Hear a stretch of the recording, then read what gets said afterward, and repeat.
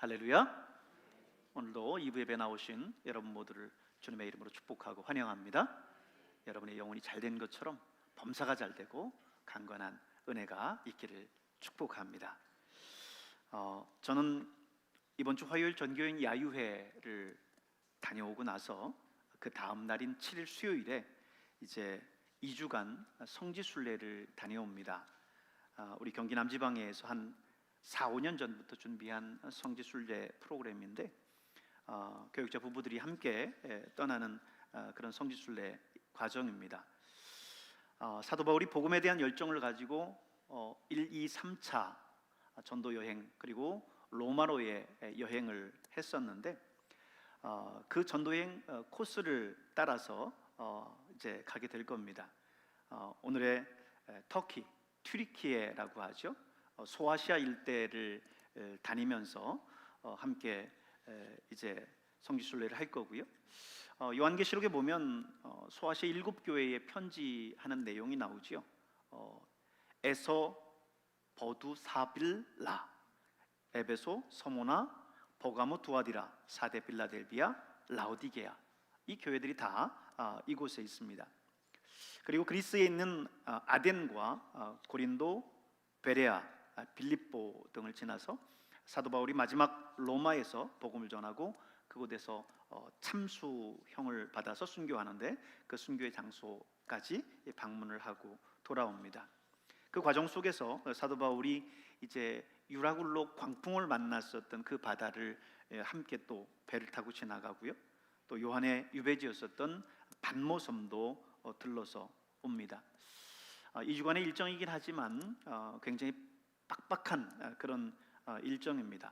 그래서 체력적으로도 굉장히 이제 잘 준비돼야 다녀올 수 있는 그런 일정들인데 건강하게 잘 다녀올 수 있도록 여러분 기도해 주시기를 바랍니다. 2주간은 이제 천홍관 목사님이 주일 강단을 맡아서 설교를 해 주실 거예요. 지금도 보면 사도 바울이 다녔었던 그 전도 여행 코스들이 참 엄청 대단합니다. 당시 교통수단도 그렇게 좋지 못할 때였는데 도대체 이 넓은 지역들을 어떻게 다 다니면서 복음을 전했을까 생각이 들어요. 이번 야유회 갈 때 여러분 우리 발왕산 갈 때 케이블카 타고 올라가잖아요.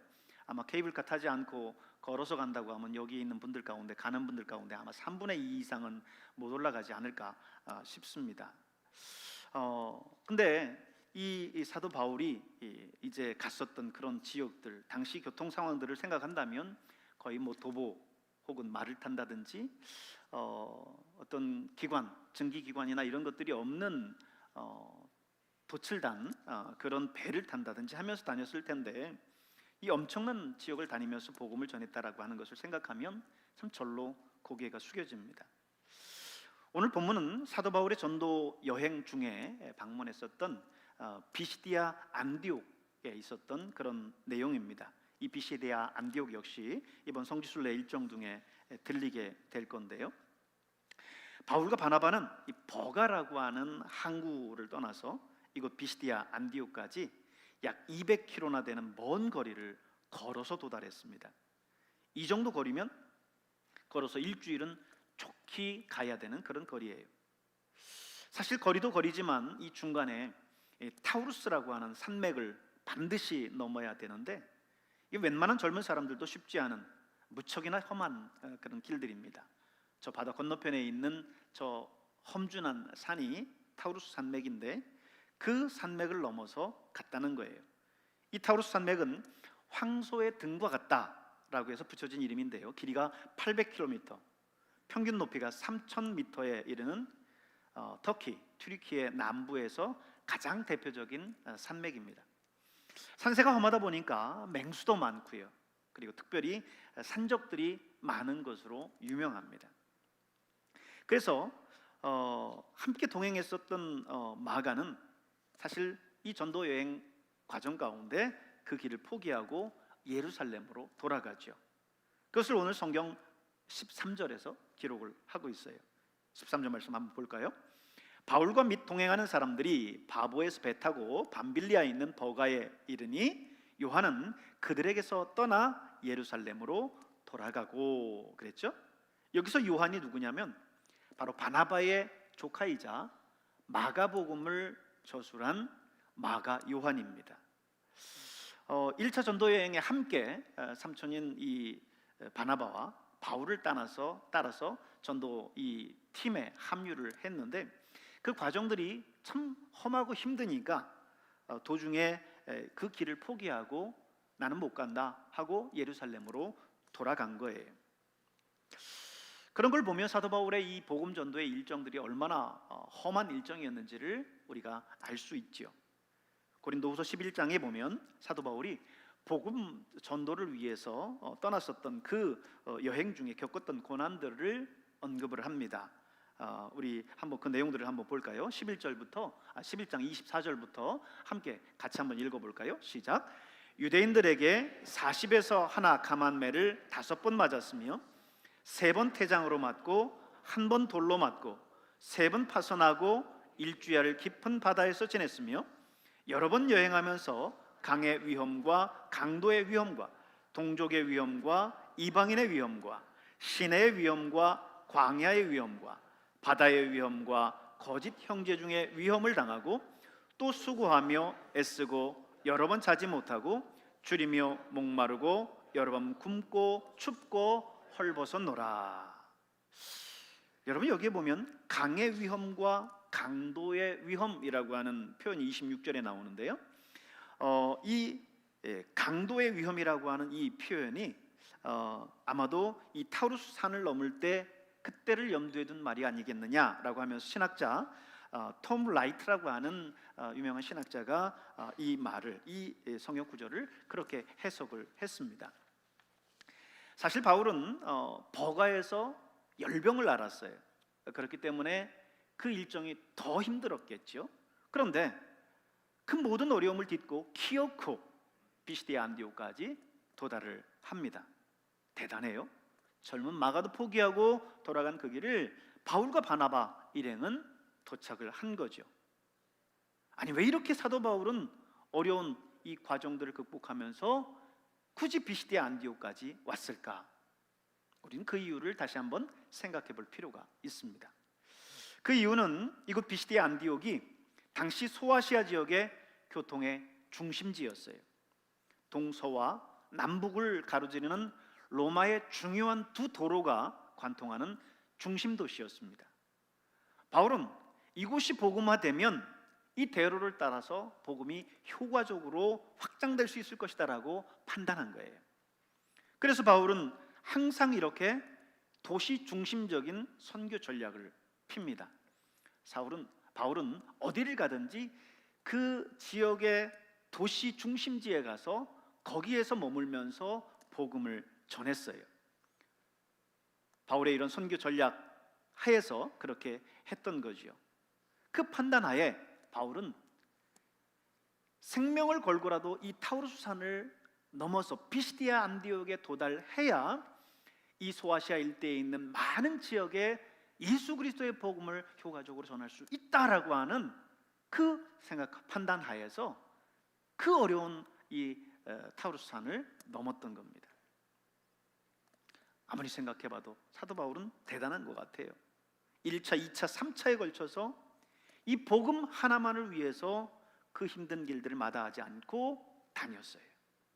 교통도 안 좋고 도보와 말, 배가 전부인 그때에 소위 소아시아 일대를 누비고 다녔습니다.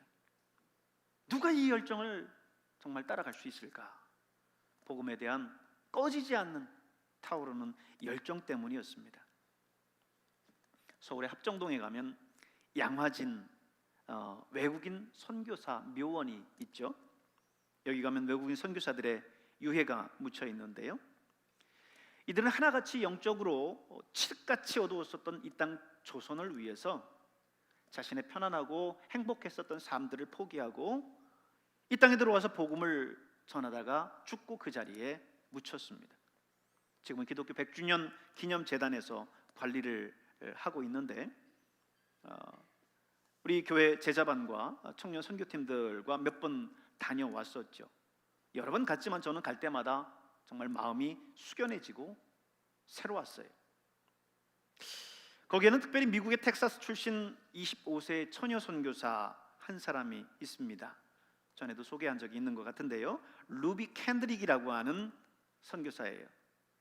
복음 전파를 위해서 한국에 온 지 9달 만에 열악한 의료 환경 때문에 오늘날 아무렇지도 않은 그 맹장염으로 죽고 맙니다. 그녀의 묘비에 이런 글귀가 새겨져 있어요. 내게 1000번의 삶이 주어진다 해도 나는 그 모든 삶을 한국을 위해 바치겠습니다. 저는 이 글귀를 보는 순간 눈에 눈물이 한가득 고였어요.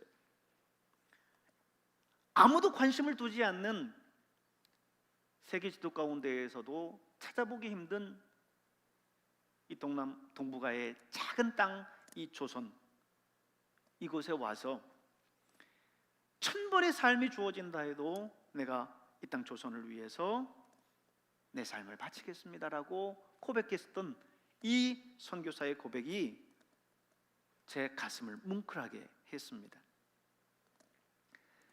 그렇죠, 캔드릭 외에도 수많은 서양 선교사들이 한국 복음화를 위해서 자신의 목숨을 촉에같이 버렸습니다. 우리에게도 너무나 친숙한 이름들이 많죠.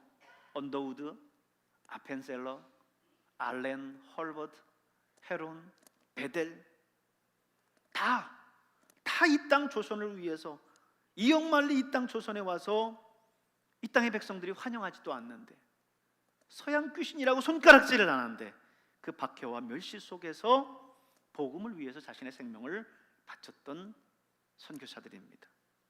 복음을 위해서, 예수 그리스도의 그 이름을 위해서였습니다. 사도 바울과 바나바 역시 복음을 위해서, 그 예수 그리스도의 이름을 위해서 그 힘든 노정을, 그 타우루스 산맥을 넘어서 이 비시디아 안디옥에 도착을 했어요. 그리고 안식일이 됐습니다. 여러분이 아시는 바와 같이 유대인들은 안식일이 되면 늘 회당에 모입니다. 그곳에서 모세오경과 선지서들을 읽으면서 그 의미들을 해석하고 실생활에 적용을 해요. 오늘 15절에 보면 이런 말씀이 나와요.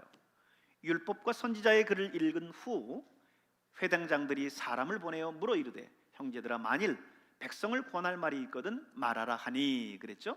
여기서 보면 율법과 선지자의 글을 읽은 후 그랬는데, 이 율법과 선지자의 글이 바로 모세오경과 선지서를 뜻합니다.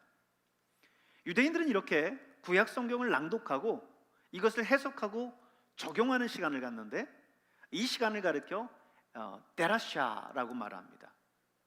이 데라샤에서 오늘날 기독교 설교가 유래됐어요.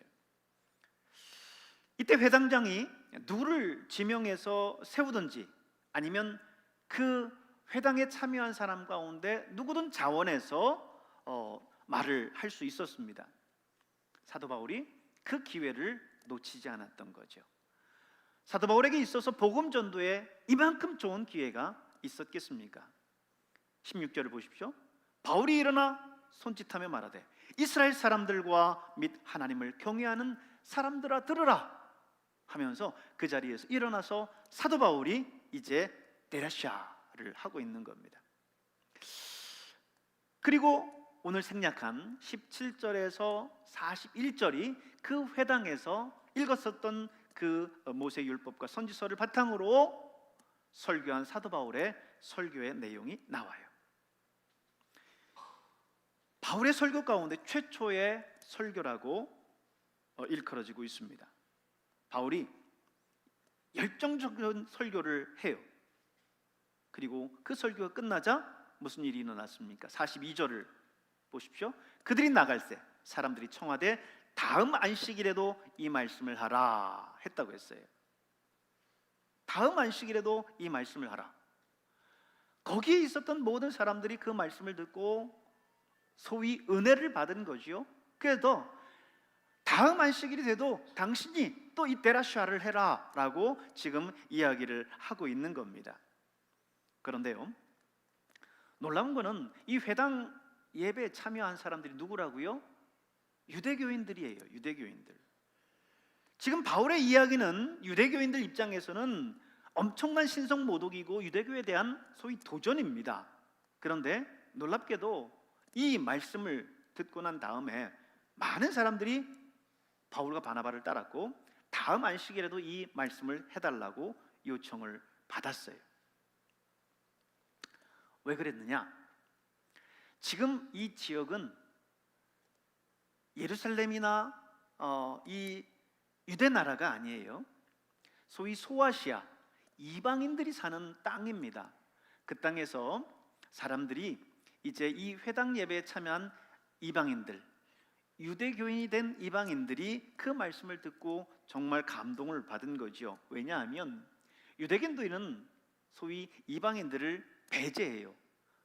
하나님이 유대인들을 택했지 이방인을 택한 것이 아니라고 이야기를 하는 거죠. 그러다 보니 유대교인들은 늘 그거를 이제 구원에 있어서 이방인은 제외된다라고 이야기를 하는데, 오늘 사도 바울은 말씀을 통해서 이야기하기를 하나님이 이방인들을 구원하신다라고 이야기를 한 거예요. 그러니 이방인 유대교인들에게 있어서 적극적으로 이 바울이 환영을 받았던 거예요. 그래서 다음 안식일에도 이 하나님의 말씀을 해석해 달라고 이야기를 합니다. 다음 안식이 됐어요. 44절에 보니까 비시디아 안디옥에 있는 거의 모든 시민이 회당에 모였다고 했습니다. 그런데 이번에는 전에 있었던 반응과는 정반대였습니다. 지난 안식일에는 열렬히 환영을 했는데 이번 안식일에는 극성 유대인들이 들고 일어난 거예요. 아니, 바울인가 뭔가 하는 작자가 나타나가지고 하나님의 율법을 모독하고 십자가에 달려 죽은 신성 모독죄인 예수를 메시아라고 하는데 이걸 그냥 둬서는 안 된다라고 하면서 비시디아 안디옥 전체를 발칵 뒤집어 놓은 거예요. 복음이 들어오니까 바로 이런 역사들이 일어나고 있습니다. 사도 바울은 예수님을 이방인의 빛으로 삼아서 땅끝까지 하나님께서는 구원하신다, 다시 말해서 이방인도 구원하신다라고 이야기를 해요. 그런데 오늘 이 유대교인들, 적극적인 극성 유대교인들은 그것을 받아들일 수 없었던 거지요. 그리고 예수를, 십자가에 죽은 그 신성 모독인 예수를 메시아라고 하니까 그걸 받아들일 수 없었던 겁니다. 그래서 당시 그곳에 있는 유력한 인사들과 귀부인들을 선동을 해서 바울과 바나바를 이제는 핍박하고 박해해요. 그리고는 마침내 그 비시디아 안디옥에서 아예 발을 붙이지 못하도록 쫓아내 버립니다. 그게 50절에서 52절에 있는 내용이에요. 여러분, 바울과 바나바의 입장에서는 지금 이런 박해를 겪을 때 사실 어떠해야 했을까요? 그 마음이 어떠했을까요? 저와 여러분이라면 어떻겠습니까? 그 고생을 하며, 그 죽을 고생을 하며 강도의 그 위협 속에서도 타우루스 산맥을 넘어서 비시디아 안디옥에 도착했어요. 이 비시디아 안디옥을 복음화해야, 그래야 복음이 이 소아시아 일대에 편만하게 퍼진다라고 하는 판단 속에서, 그 고생 속에서 왔는데 단 2주도 견디지 못하고 이 비시디아 안디옥을 떠나야만 됐어요. 그렇다고 한다면 어떻게 생각하면, 야, 우리가 이 고생하면서 여기까지 왔는데 참 하나님도 무심하시지, 여기에서 한 달도 못 있냐, 한 달도 못 있냐 하면서 마음의 실망을 가질 수도 있어요. 그런데 사도 바울은 오히려 지금 자신을 쫓아내는 그 유대교인들을 향해서 발에 티끌을 떨어내면서 이고니온으로 향합니다. 그리고 그들의 마음이 좌절과 절망이 아니라 성령과 기쁨으로 충만했다라고 기록하고 있습니다. 여러분, 복음에 대한 열정이 우리 안에 있으면 그 복음을 전하고도 좌절하지 않습니다. 복음을 전하고도 상대방이 그 복음에 대해서 거절을 해도 좌절하지 않아요. 그가 예수 그리스도에 대한 복음을 거절한 것이지 나를 거절한 게 아니에요. 그렇기 때문에 우리는 그들의 거절 앞에서 좌절할 이유가 없습니다. 담대하게 복음을 전하고, 그리고 그들이 복음을 받아들이고 안 받아들이고는 그들에게 달려 있는 거예요. 여러분 주변에 있는 여러분의 이웃들에게 복음을 전할 때에 그들이 그것을 받아들이지 않는다라고 해서 좌절하고 복음 전도를 멈출 이유가 없습니다. 담대하게 복음을 전하시고 늘 성령과 기쁨으로 여러분의 마음이 충만해지시기를 바랍니다. 복음에 대한 열정이 있으니까 사도 바울은 오늘 여기에서 기쁨이 충만할 수 있었던 거예요. 열정, 이 열정이라고 하는 단어가 영어의 패션 아닙니까? 근데 이 패션은요 또 다른 뜻으로 해석이 가능해요. 패션은 순환이라고 하는 뜻으로도 해석이 가능합니다. 그래서 여러분 우리가 잘 아는 유명한 영화 있죠? 패션 오브 크라이스트, 그리스도의 순환, 예수 그리스도의 순환을 가장 리얼하게 다룬 영화예요.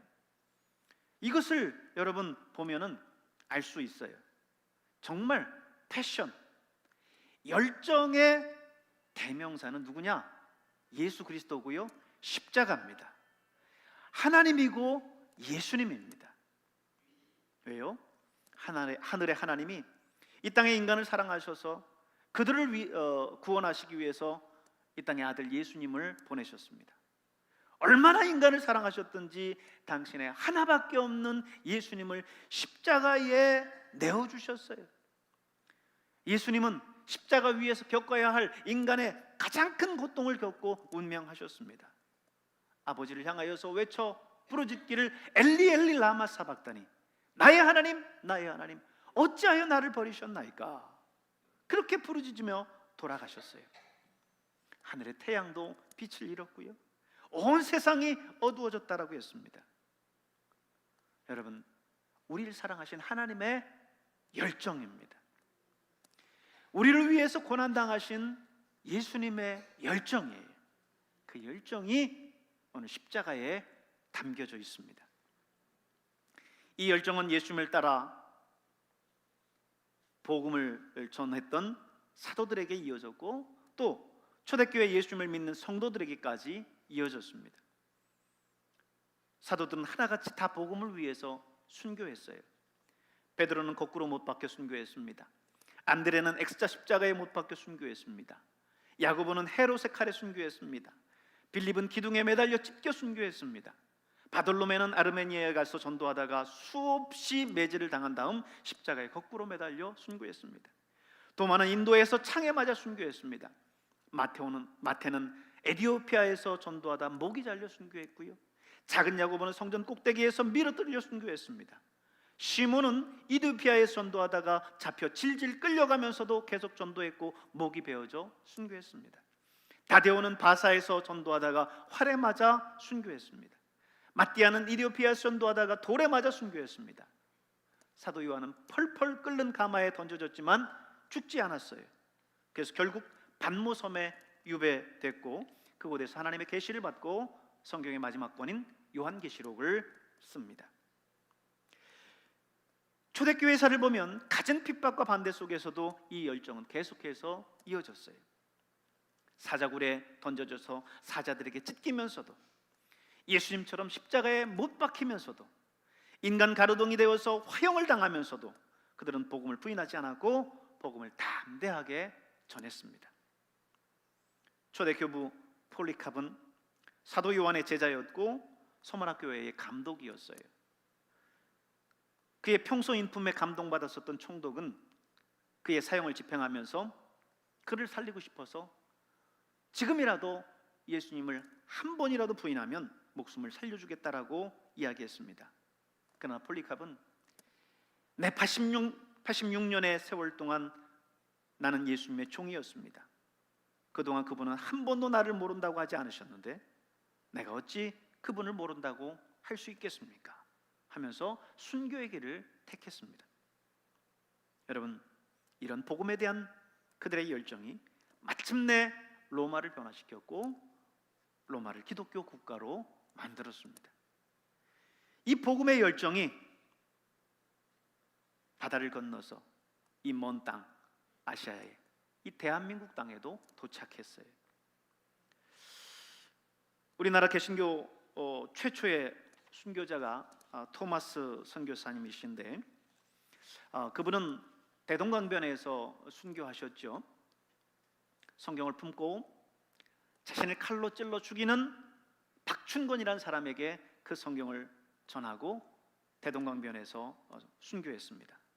그 순교의 피로 말미암아 이 땅에 복음이 들어왔고, 그리고 오늘 저와 여러분이 이곳에서 우리 하나님 앞에 예수님을 기억하고 예배드리고 있는 줄로 믿습니다. 하나님께서 그 순교의 피를 통해서 이 땅에 교회를 세우시고 이제 세계 선교를 위해서 앞장서가는 나라로 축복해 주셨어요.